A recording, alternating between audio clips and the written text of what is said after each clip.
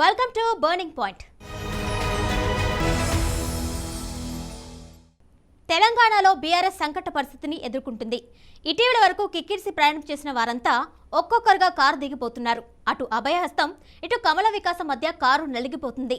రాజకీయ పునరీకరణ పేరిట అన్ని పార్టీలను తనలో కలుపుకున్న బీఆర్ఎస్ కు ఇప్పుడు ఆ పరిస్థితి ఎందుకు వచ్చింది? బీఆర్ఎస్ గత వ్యూహాన్ని ఇప్పుడు జాతీయ పార్టీలు రెండు అదే పార్టీపై ప్రయోగిస్తున్నాయా? ఎప్పుడు కొత్త వ్యూహంతో ముందుకొచ్చే కేసీఆర్ ముందు ఇప్పుడేమైనా వ్యూహం ఉందా?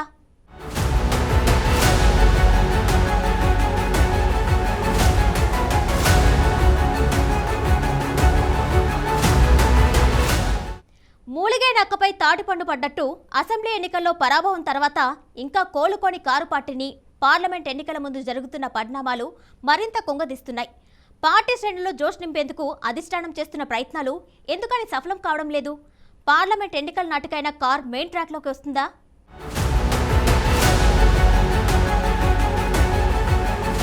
తెలంగాణ అంటే కేసీఆర్, కేసీఆర్ అంటే తెలంగాణ. ఇది ఇటీవలి వరకు తరచూ బీఆర్ఎస్ నాయకులు చెప్పిన మాటలు. ఇప్పుడు ఆ పరిస్థితి లేదు. తెలంగాణ అంటే అందరిది. కేసీఆర్ అంటే తెలంగాణ నాయకుల్లో ఒకరని చెప్తున్నాయి బీఆర్ఎస్ ప్రత్యర్థి పార్టీలు.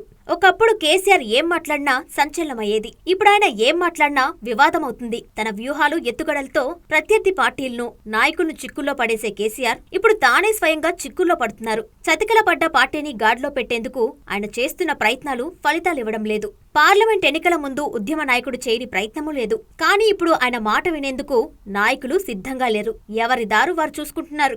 వాస్తవానికి గత అసెంబ్లీ ఎన్నికల్లో ఓడిపోతామని బీఆర్ఎస్ నాయకత్వం ఊహించి కూడా ఉండదు. పోలింగ్ ముగిసిన తర్వాత ఏ పార్టీ అయినా ఫలితాలు వచ్చే వరకు ఎదురు చూస్తుంది. కానీ బీఆర్ఎస్ నాయకత్వం ఆ విధంగా చేయలేదు.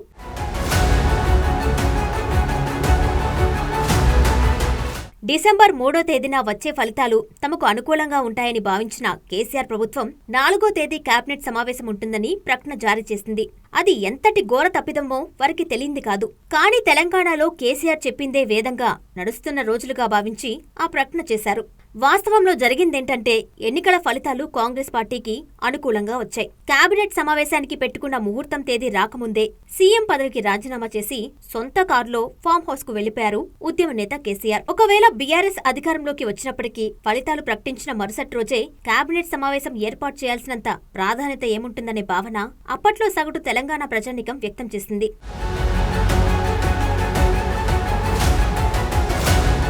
అధికారం కోల్పోయిన తర్వాత ఫామ్ హౌస్కే పరిమితమైన బీఆర్ఎస్ అధినేత కేసీఆర్ ఎన్నికల్లో పార్టీ ఓటమికి గల కారణాలను విశ్లేషించే ప్రయత్నం కూడా చేయలేదు. పార్లమెంట్ ఎన్నికల్లో అభ్యర్థుల్ని ప్రకటించే సమయానికి గాను ఆయనకు అసెంబ్లీ ఎన్నికల్లో పార్టీ ఎందుకు ఓటమి చెందింది అనే విషయం గుర్తుకు వచ్చింది. ప్రభుత్వంపై, పార్టీ నాయకత్వంపై ప్రజలకు ఎలాంటి వ్యతిరేకత లేదని, సిట్టింగ్ ఎమ్మెల్యేలపై వ్యతిరేకత కారణంగానే తాము అధికారం కోల్పోయినట్లు ఆలస్యంగా విశ్లేషణ చేశారు కేసీఆర్. ఎన్నికలకు 15 రోజుల ముందు సిట్టింగ్లపై వ్యతిరేకత ఉన్నట్లు, పార్టీ ఓడిపోతున్నట్లు తనకు తెలిసిందని పార్టీ నాయకులతో అంతర్గత సమావేశంలో చెప్పుకొచ్చారట పార్టీ అధినేత.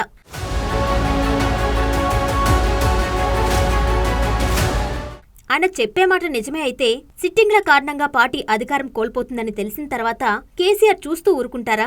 అభ్యర్థుల్ని మార్చే సమయం ఉన్నప్పటికీ ఎందుకు మార్పు చేయరు? ఇలాంటి విశ్లేషణలు ప్రజలకి నమ్మకం కలిగించడం పక్కన పెడితే నిత్యం తన మార్గదర్శకంలో పనిచేసే నాయకులు, కార్యకర్తలు నమ్ముతారా? ఏ పార్టీ అయినా ఎన్నికల ఫలితాలు వచ్చిన వెంటనే పార్టీ గెలుపోటములకు సంబంధించిన విశ్లేషణ చేసుకుంటుంది. కానీ కేసీఆర్ ఆ విధంగా చేయకపోగా 3 నెలల తర్వాత తీరిగ్గా పార్లమెంట్ ఎన్నికల్లో 2 అభ్యర్థుల్ని ప్రకటించే సమయంలో గత అసెంబ్లీ ఫలితాలకు కారణాలను విశ్లేషించడం ఎందుకు పనికి రాకుండా పోయింది? 2 సార్లు తెలంగాణ ప్రజలు కేసీఆర్ సారథ్యంలోని బీఆర్ఎస్ కు అధికారం కట్టబెడితే సీఎం హోదాలో ఏనాడు సచివాలయానికి వెళ్లని నాయకునిగా విమర్శలు ఎదుర్కొన్న ఉద్యమ నేత ఓటమి తర్వాత కూడా తన ప్రవర్తన మార్చుకోలేదు అనే అభిప్రాయం వ్యక్తమవుతుంది.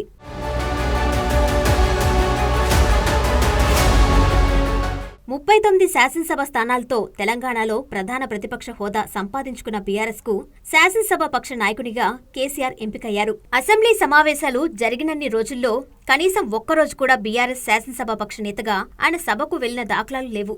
కేసీఆర్ సభకు వెళ్లి ఉంటే పార్టీ శ్రేణుల్లో జోష్ వేరే రకంగా ఉండేది. ఆయన సభకు రాని విషయాన్ని అధికార పక్షం ప్రజల్లోకి తీసుకెళ్లింది. ప్రభుత్వంపై పోరాటం చేసే క్రమంలో చట్టసభలను ఉపయోగించుకోకుండా నల్గొండలో బహిరంగ సభ ఏర్పాటు చేసి విమర్శల పాలయ్యారు కేసీఆర్. కృష్ణా జిల్లాలో తెలంగాణకు జరుగుతున్న అన్యాయంపై పోరాటం చేస్తామని ఆర్భాటంగా ప్రకటించి ఆ తర్వాత ఆ ఊసే ఎత్తడం లేదు. మేడిగడ్డపై నిజాలు తెలుసుకునే ప్రయత్నంలో అన్ని పార్టీలను ఆహ్వానించిన ప్రభుత్వం చెప్పిన తేదీ ప్రకారం మేడిగడ్డకు వెళ్లకుండా సొంతంగా ఏదో సాధిస్తామని మరో రోజున బీఆర్ఎస్ నాయకత్వం మేడిగడ్డ బ్యారేజ్ని సందర్శించింది. ఇలా ఏ కార్యక్రమం చేపట్టినప్పటికీ వ్యూహం లేని ఎత్తుగడలు వేస్తూ బొక్కబొర్లా పడుతుంది బీఆర్ఎస్ నాయకత్వం.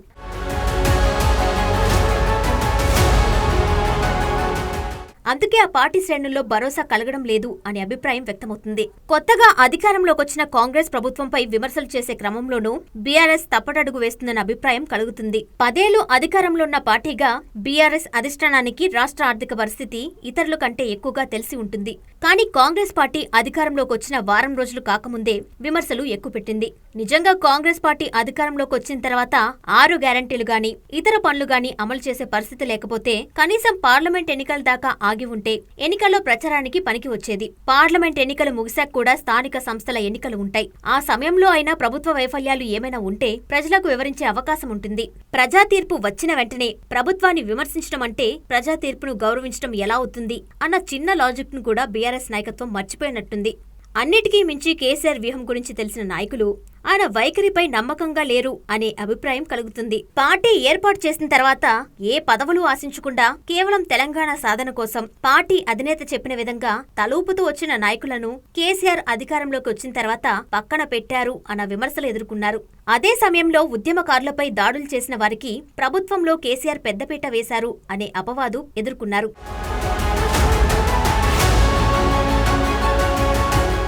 కష్టకాలంలో తన వెంట ఉన్న వారిని చేతులారా దూరం చేసుకున్న బీఆర్ఎస్ అధినేత ఉద్యమంతో సంబంధం లేని వారిని చేరదీసి పదవులివ్వడమే కాకుండా తమది ఇకపై ఉద్యమ పార్టీ కాదని పక్కా రాజకీయ పార్టీ అని నిర్మోహమాటంగా ప్రకటించారు. చేతిలో బెల్లం ఉన్నంతసేపే ఈగలు వస్తాయి అనే సామెత కేసీఆర్ కు ఇంకొకరు చెప్పాల్సిన అవసరం లేదు. పదవుల కోసం వచ్చిన నాయకుడు అధికారం లేనప్పుడు తమ వెంట ఉండరు అన్న సత్యాన్ని తెలిసిన నాయకుడు కాబట్టే తాజాగా కేసీఆర్ పార్టీని వీడే వాళ్ల గురించి మాట్లాడుతూ వారి గురించి పెద్దగా పట్టించుకోవాల్సిన అవసరం లేదని, అలాంటి వాళ్ళు వెళ్లడం ద్వారా పార్టీకి వచ్చే నష్టం ఉండదని మాత్రం వ్యాఖ్యానించారు. ఎన్నికలొస్తే టికెట్ల కోసం నాకొకటి, నా భార్యకొకటి, నా కొడుక్కొకటి అంటూ పోటీపడే నాయకులు ప్రస్తుతం బీఆర్ఎస్ పరిస్థితి దీనంగా ఉందని భావించి ఎవరికీ టికెట్లు వద్దనుకుంటున్నారట.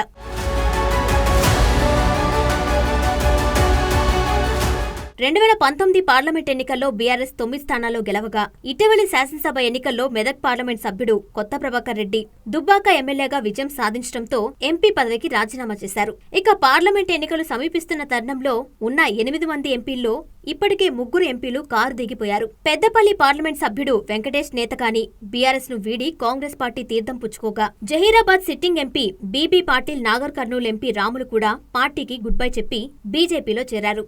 ఇక ఉన్న నాయకులతో సర్దుకొస్తామనుకున్న పార్టీ అధిష్టానానికి నాయకులు చెప్పే సమాధానాలు తలనొప్పిగా మారాయి. ఎలాగూ గెలవని సీట్లలో పోటీ చేయడం ఎందుకని భావిస్తున్న నాయకులు ఈసారి పోటీకి దూరంగా ఉంటామని చెప్తున్నారట. మాజీ మంత్రి సనత్నగర్ ఎమ్మెల్యే తలసాని శ్రీనివాస్ యాదవ్ కొడుకు సికింద్రాబాద్ బరి నుంచి పోటీకి ఎప్పటినుంచో ఉత్సాహం చూపిస్తున్నప్పటికీ తాజా రాజకీయ పరిస్థితుల కారణంగా ఆలోచనలో పడ్డట్లు తెలుస్తుంది. అదేవిధంగా ఇటీవలే మల్కాజ్గిరి నుంచి తన కొడుకు పోటీ చేస్తారు అని ప్రకటించిన మరో మాజీ మంత్రి మేడ్చల్ ఎమ్మెల్యే చామకూర మల్లారెడ్డి కూడా పోటీ చేయకపోవడమే మంచిదని తాజాగా భావిస్తున్నట్లు ప్రచారం జరుగుతుంది. ఇంకొంతమంది నాయకులు మాత్రం పార్టీ అధిష్టానం పోటీ చేయమంటే చేస్తాం, కానీ ఎన్నికల్లో ఖర్చంతా అధిష్టానమే భరించాలి అనే షరతు పెడుతున్నారట.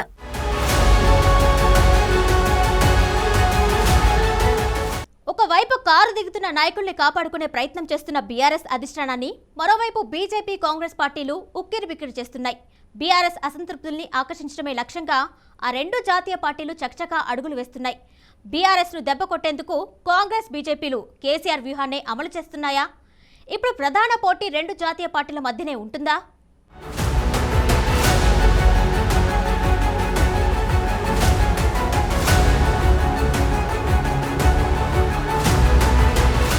తెలంగాణ ఉద్యమ సమయంలో పార్టీ బలం లేనప్పటికీ తన వ్యూహంతో అధికార విపక్షాలను ఉక్కిరిబిక్కిరి చేసిన నాయకుడు కేసీఆర్. తన వ్యూహాలతో అన్ని పార్టీలను ఉద్యమ బాట పట్టించారు. ఒక రకంగా చెప్పాలంటే ప్రభుత్వం నడుస్తుందా అన్నట్లు సాగింది ఉద్యమం.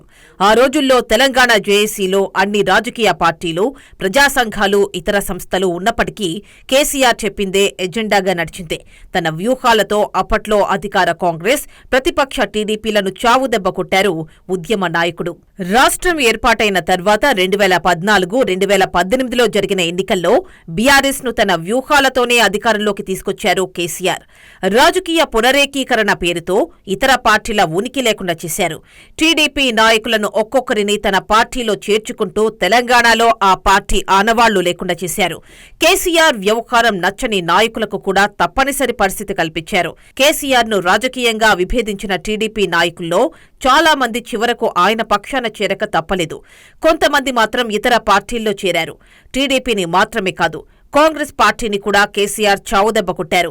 గెలిచిన ఎమ్మెల్యేల్లో ఎక్కువ మందిని బీఆర్ఎస్లో చేర్చుకోవడం ద్వారా కాంగ్రెస్ శాసనసభా పక్షాన్నే తమ పార్టీలో విలీనం చేసుకున్నారు.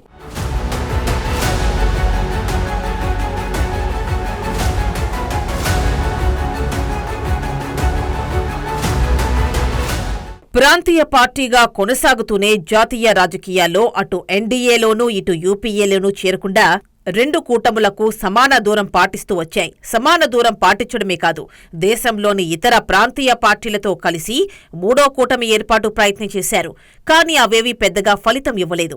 ఇక మరో అడుగు ముందుకేసి ఇప్పటిదాకా తెలంగాణ రాష్ట్ర సమితిగా కొనసాగిన టీఆర్ఎస్ ను భారత రాష్ట్ర సమితి బీఆర్ఎస్ గా మార్చారు. ఉమ్మడి రాష్ట్రంలో నష్టం జరిగిందని కొట్లాడిన ఏపీలో కూడా బీఆర్ఎస్ శాఖ ఏర్పాటు చేశారు. మరోవైపు మహారాష్ట్రలోనూ సభ నిర్వహించారు. స్థానిక సంస్థల ఎన్నికల్లో పోటీ చేసిన బీఆర్ఎస్ కు మహారాష్ట్రలో చేదు అనుభవమే ఎదురైంది. అన్నీ చేసిన బీఆర్ఎస్ అధినేత తెలంగాణలో సొంత పార్టీకి భవిష్యత్తులో పొంచి ఉన్న ప్రమాదాన్ని మాత్రం కనిపెట్టలేకపోయారు. అవకాశం కోసం చాలా కాలంగా ఎదురుచూస్తున్న బీజేపీ, కాంగ్రెస్ పార్టీలకు గత అసెంబ్లీ ఎన్నికల్లో మొత్తం మీద చక్కటి ఆయుధం లభించింది. బీఆర్ఎస్ ను గద్దెదించిన తెలంగాణ ప్రజలు కాంగ్రెస్ పార్టీకి పట్టం కట్టారు. అంతేకాకుండా బీజేపీకి కూడా 8 సీట్లు కట్టబెట్టారు. 100కు పైగా సీట్లు గెలుస్తామని గొప్పలు చెప్పిన బీఆర్ఎస్ నాయకత్వం గెలుపు మ్యాజిక్ ఫిగర్ కు చాలా దూరంలోనే ఉండిపోయింది.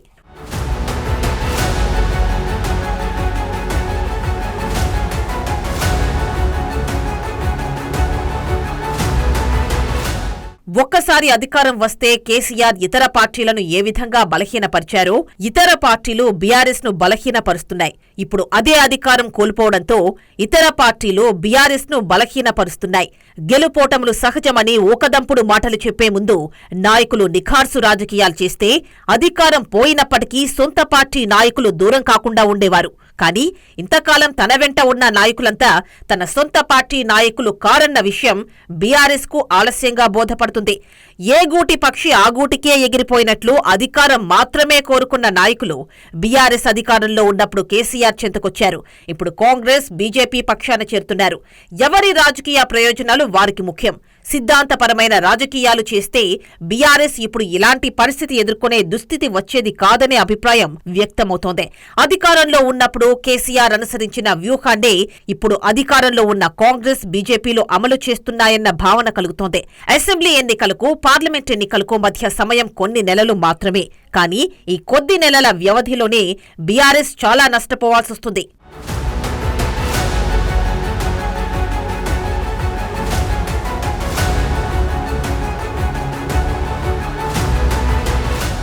రాష్ట్రంలో అధికారంలో ఉన్న కాంగ్రెస్ పార్టీ బీఆర్ఎస్ నుంచి వలసలను ప్రోత్సహిస్తుంది.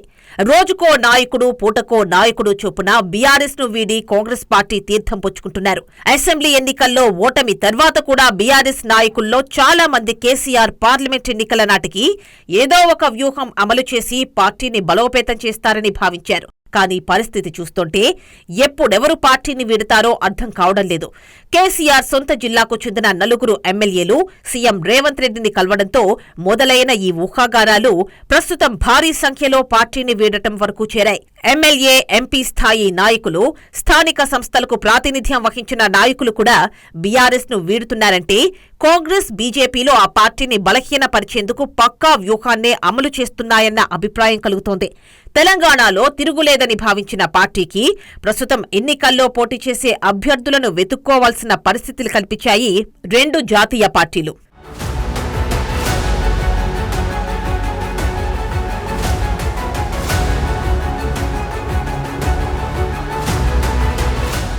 రెండు జాతీయ పార్టీలు బీజేపీ, కాంగ్రెస్ కేవలం కేసీఆర్ కుటుంబం టార్గెట్ గానే విమర్శలు చేస్తున్నాయి. ఇతర నాయకులను పెద్దగా టార్గెట్ చేయడం లేదు.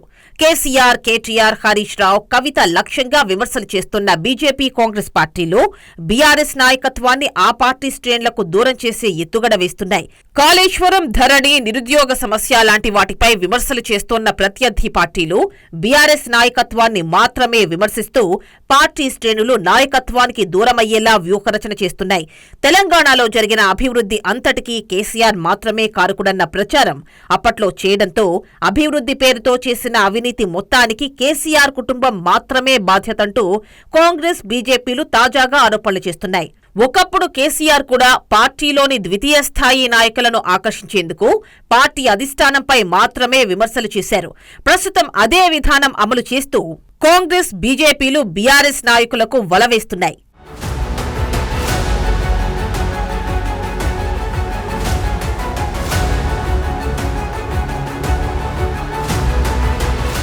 అప్పట్లో కేసీఆర్ అనుసరించిన వ్యూహం ఫలించి ప్రత్యర్థి పార్టీలు బలహీనపడ్డాయి.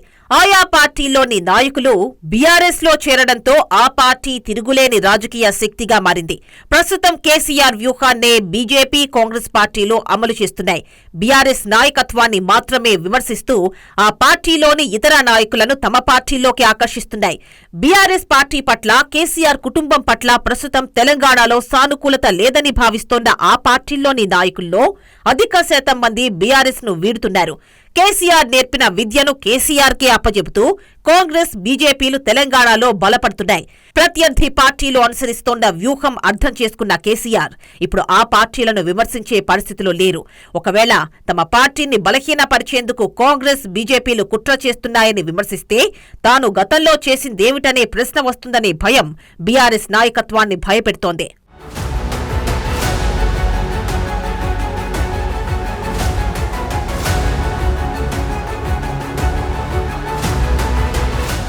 ఎన్నికలు సమీపిస్తోన్న సమయంలోనూ తెలంగాణలో ప్రధానమంత్రి నరేంద్ర మోడీ అభివృద్ధి కార్యక్రమాల్లో పాల్గొనేందుకు వచ్చినప్పుడు సీఎం రేవంత్ రెడ్డి వెళ్లి పాల్గొనడం ద్వారా అభివృద్ధిలో రాజకీయాలకు తావు లేదనే అభిప్రాయం కల్పించారు. కేసీఆర్ ముఖ్యమంత్రిగా ఉన్న సమయంలో ప్రధాని అధికారిక సమావేశాలకు ఎవరో ఒక మంత్రిని పంపించి ఆయన దూరంగా ఉండేవారు. ఇలాంటివి కూడా బీఆర్ఎస్ కు ప్రస్తుతం నష్టం కలిగించే పరిస్థితి ఉందని భావిస్తోన్న బీఆర్ఎస్ నాయకులు ఎవరి దారి వారు చూసుకుంటూ కాంగ్రెస్, బీజేపీ వైపు వెళ్తున్నారు. ఈ లెక్కన తెలంగాణలో కేసీఆర్ అమలు చేసిన వ్యూహం ఇప్పుడు ఆయనకే శాపంగా తయారైందని అభిప్రాయం వ్యక్తమవుతోంది.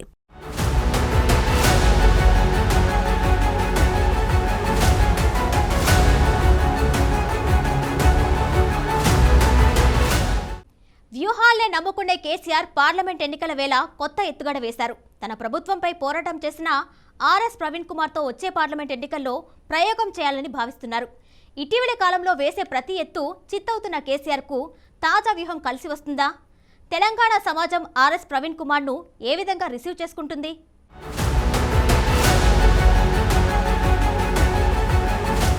టీడీపీతో విభేదించి బయటికి వచ్చి అదే పార్టీతో పొత్తు పెట్టుకున్న కాంగ్రెస్ పార్టీని తిట్టరాని తిట్లు తిట్టి ఆ పార్టీతోనే కలిసి ప్రభుత్వంలో కలిసి పనిచేసిన బీజేపీ తమ పార్టీపై కుట్ర చేస్తుందంటూనే అదే పార్టీ పెద్దలతో స్నేహం చేయాలన్నా, చివరకు పోక పార్టీలన్నీ కమ్యూనిస్టుల తోక పట్టుకోవాలన్నా అది కేసీఆర్ కే చెల్లుతుంది. ఏమీ లేదనుకున్న పార్టీని ఆకాశమంత ఎత్తుకు తీసుకెళ్లినప్పుడు ఆయన వ్యూహాలనే నమ్ముకున్నారు. పార్టీ ఆవిర్భావం నుంచి ఉద్యమ నేత కేసీఆర్ కు ఆటూపాట్లు కొత్త కాదు. అయితే పడుతూ లేస్తూ వచ్చిన పార్టీని బీఆర్ఎస్ అధినేత సమయానుకూలంగా రాజకీయ ఎత్తుగడలతో ఎదుర్కొంటూ వస్తున్నారు. ఇటీవల అసెంబ్లీ ఎన్నికల్లో ఓటమి తర్వాత కూడా పార్టీ మరోసారి ఇబ్బందికర పరిస్థితిని ఎదుర్కొంటోంది. పార్లమెంట్ ఎన్నికల ముందు పార్టీ బలోపేతానికి కేసీఆర్ వద్ద పక్కాగా వ్యూహం ఉంటుందని ఆయన రాజకీయ ఎత్తుగడల గురించి తెలిసిన వారు భావిస్తూ వస్తున్నారు. వారి అభిప్రాయాలను నిజం చేస్తూ బీఆర్ఎస్ అధినేత కేసీఆర్ బీఎస్పీ రాష్ట్ర అధ్యక్షుడు, మాజీ ఐఏఎస్ అధికారి ఆర్ఎస్ ప్రవీణ్ కుమార్ స్నేహాన్ని తాజాగా తెరపైకి తెచ్చారు.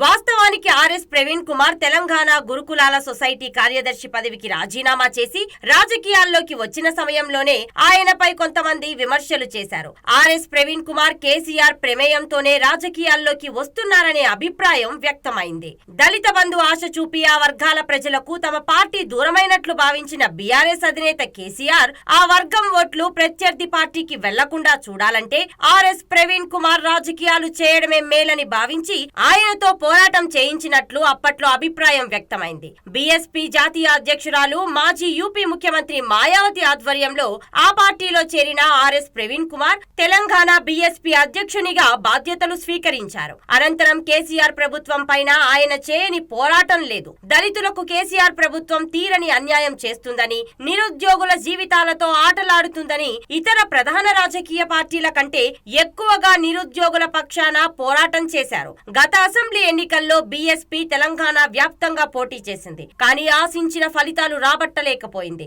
స్వయంగా పార్టీ రాష్ట్ర అధ్యక్ష బాధ్యతలో ఉన్న ఆర్ఎస్ ప్రవీణ్ కుమార్ సిర్పూర్ నియోజకవర్గంలో ఓటమి పాలయ్యారు.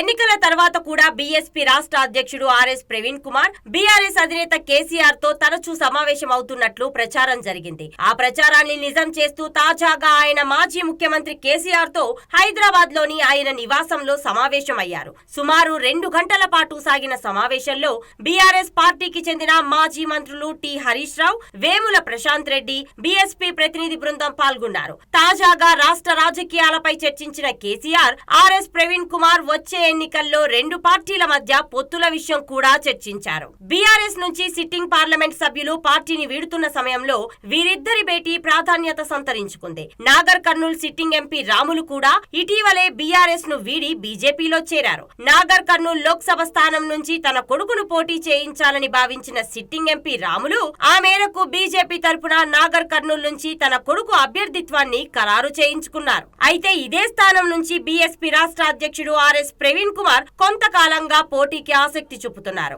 మేము అంటే బహుజన్ సమాజ్ పార్టీ మరి భారతీయ రాష్ట్ర సమితితో కలిపి మరి పార్లమెంట్ ఎలక్షన్లలో కలిసి పనిచేయాలని ఇప్పుడే మరి పెద్దలు గౌరవనీయులు కేసీఆర్ గారి దగ్గర మరి మాట్లాడడం జరిగింది. మరి తప్పకుండా మరి ఇంతకుముందు మీరు అన్నట్టుగా సీట్ల సర్దుబాటు విషయం ఏదైతే ఉందో, ఈ షీట్ షేరింగ్ విషయం అయితే మళ్ళీ మేము మా అధిష్టానానికి నివేదిస్తాం. అదేవిధంగా మరి మన మాజీ ముఖ్యమంత్రి గారు తప్పకుండా బెంజీ గారితో కూడా మాట్లాడతారు. సో దాని తర్వాత మరి ఇరు పార్టీలు ఒక నిర్ణయానికి వచ్చి తర్వాత తప్పకుండా తెలంగాణలో ఈ స్నేహం అనేది తప్పకుండా తెలంగాణ ప్రజల జీవితాలను మారుస్తుంది. తెలంగాణ ప్రజల విలువలను ఏదైతే గంగా జమున తహజీబ్ అని అంటున్నామో ఆ విలువలను, ఆ సంస్కృతిని తప్పకుండా కాపాడుతుంది. బహుజన వర్గాలందరి జీవితాలు బాగుపడతాయి. తాజాగా బీఆర్ఎస్ అధినేత కేసీఆర్ తో ఆర్ఎస్ ప్రవీణ్ కుమార్ సమావేశం కావడం, ఇరువురు నాయకులు ఎన్నికల్లో అనుసరించాల్సిన వ్యూహంపై చర్చించడంతో ప్రస్తుతం ఆయన పాత్రపై చర్చ మొదలైంది. ఆర్ఎస్ ప్రవీణ్ కుమార్ కేసీఆర్ తో సమావేశం కావడాన్ని, బీఆర్ఎస్ పార్టీ అభ్యర్థిగా పోటీ చేసే విషయాన్ని గాని, ఆ పార్టీతో పొత్తు పెట్టుకునే విషయంలో గాని బీఎస్పీలోని చాలా మంది నాయకులకు ఇష్టం లేదని తెలుస్తోంది. కానీ ప్రవీణ్ కుమార్ మాత్రం కేసీఆర్ కు ఆపన్న హస్తం అందించేందుకు సిద్ధంగా ఉన్నట్లు ప్రచారం జరుగుతోంది.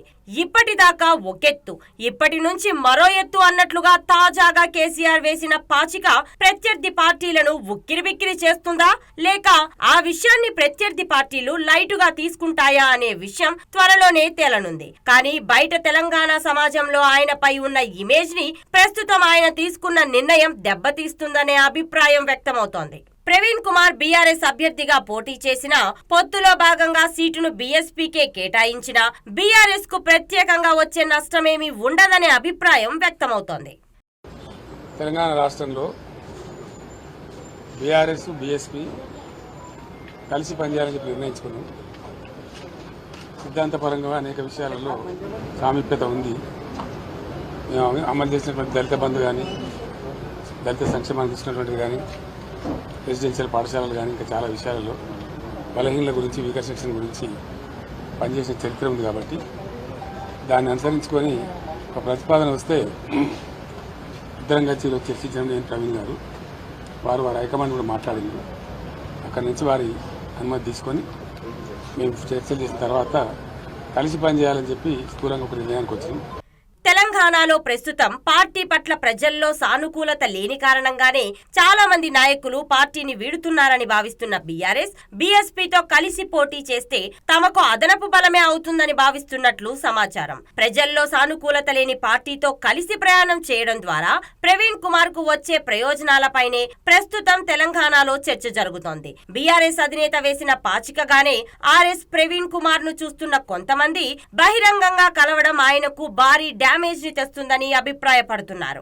దళిత సీఎం నినాదం, 3 ఎకరాల భూమి, దళిత బంధు పథకాలు బీఆర్ఎస్ కు ఆ వర్గం ప్రజలు దూరమైనట్లు పార్టీ భావిస్తోంది. అంతేకాకుండా కేసీఆర్ ప్రభుత్వం గొప్పగా చెప్పుకునే పరిపాలనా వికేంద్రీకరణలో భాగంగా కొత్త జిల్లా కలెక్టర్ కార్యాలయాలు, ఎస్పీ కార్యాలయాలు, ఇతర ప్రాజెక్టుల కింద ఎక్కువగా దళితులకు ఇచ్చిన అసైన్డ్ భూములు ప్రభుత్వం వెనక్కి తీసుకోవడం కూడా ఆ వర్గాల్లో ఆగ్రహానికి కారణంగా చెబుతున్నారు.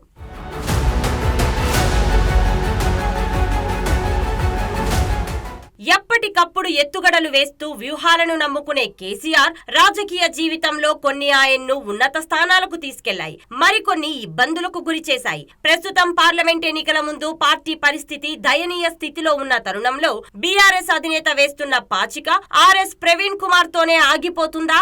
మరికొన్ని ఎత్తుగడలు వేస్తారా చూడాల్సి ఉంది. దుబ్బాక, హుజూరాబాద్ ఉప ఎన్నికల్లో ఓటముల తర్వాత మునుగోడు నియోజకవర్గంలో గట్టి పట్టున్న కోమటిరెడ్డి రాజగోపాల్ రెడ్డిని ఓడించేందుకు కేసీఆర్ వేసిన పాచిక అప్పట్లో ఆయనకు బాగా ఉపయోగపడింది. గతంలో తానే స్వయంగా తోక పార్టీలుగా అభివర్ణించిన వామపక్షాలతో సాయం కోరడం ద్వారా ఆయన ఆ ఎన్నికల్లో లబ్ధి పొందగలిగారు. ఎప్పుడో ఒకసారి గాని మీడియా ముందుకు రాని కేసీఆర్ ఒక్క మాటతోనే చాలా రోజుల వరకు చర్చలో ఉండే విధంగా వ్యూహాన్ని అమలు చేస్తారు. ప్రస్తుతం ఆయన వ్యూహం కూడా అలాంటిదిగానే కేసీఆర్ వ్యూహం గురించి తెలిసిన వారు అభిప్రాయపడుతున్నారు.